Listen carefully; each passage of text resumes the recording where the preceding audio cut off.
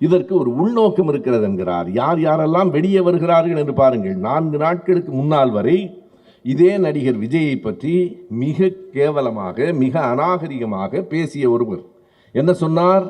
நான் என்ன பார்த்து படிக்கிற பக்கிரியா? இது யார் என்றால் அவரை சொல்லுகிறார். நான் என்ன பார்த்து படிக்கிற பக்கிரியா? உள்ளங்கையில் உலக அரசியலை வைத்திருக்கிறோம். அடே அப்பா, உள்ளங்கையில் உலக அரசியல் வைத்திருக்கிற அந்த மேதாவிதான் காமராஜர் இறந்தபோது அண்ணா தான் அதிகம் அழுதார் என்றார். அண்ணா இறந்து 6 ஆண்டுகளுக்கு பிறகு காமராஜர் இறந்தார்.